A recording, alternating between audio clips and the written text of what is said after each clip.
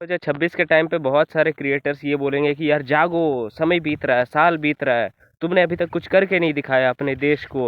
अपने देश का छोड़ो, अभी तक तुमने खुद के लिए कुछ किया नहीं, अपने फैमिली के लिए कुछ किया नहीं है। साल बदल रहे, कैलेंडर बदल रहे, जागो जागो, कुछ करके दिखाओ, कुछ करके दिखाओ। मैं बोल रहा हूँ इसलिए जागो कि लाखों जन्म बीत गए हैं।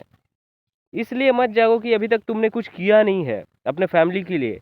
इसलिए जागो कि यार तुम कब कब मुक्त होगे। इसलिए जागो।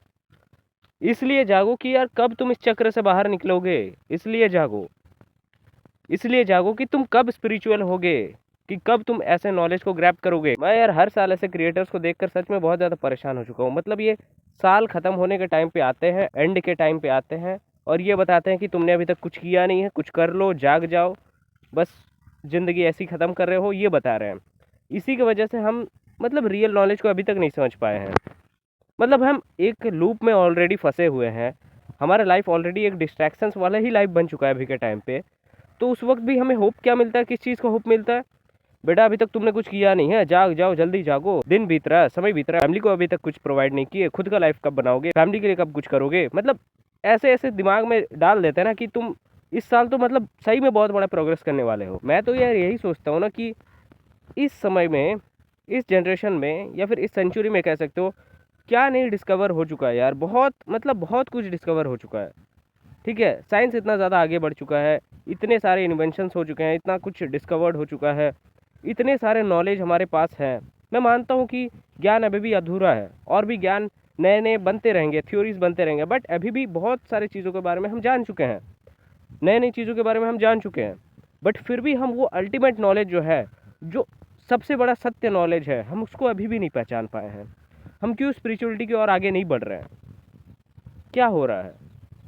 इतने सारे आबादी हैं, क्यों पहले के टाइम पे ही बहुत ज़्यादा स्पिरिचुअल लोग निकलते थे, अभी के टाइम पे क्यों नहीं हो रहे हैं सबसे ज़्यादा स्पिरिचुअल लोग? क्योंकि पहले के टाइम पे ये फेक मोटिवेशन, इन सारी चीज़ों के बारे में उतना ज़्यादा बात नहीं किया जाता होगा आई थिंक। क्योंकि अगर ये सब अगर उतना ज़्यादा पॉपुलर था, होता, फेक मोटिवेशन, अभी कर लो, बाद में समय नहीं, ये सब अगर चलता है उस टाइम पे, तो पहले के टाइम पे इतने ज़्यादा स्पिरिचुअल लोग नहीं मिलते जिन्हें हम आज इंस्पिरेशन मान रहे हैं।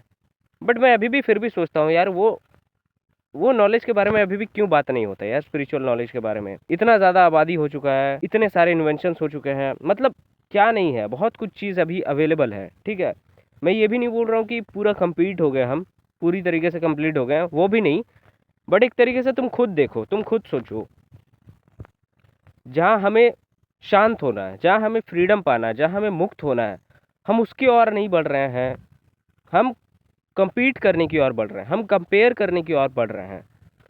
ठीक है, मतलब हम दिमाग में और ज़्यादा बोझ डाल रहे हैं कि हम नहीं करेंगे तो क्या होगा, ये सब चीज़ हम अपने दिमाग में ला रहे हैं, दैट्स इट।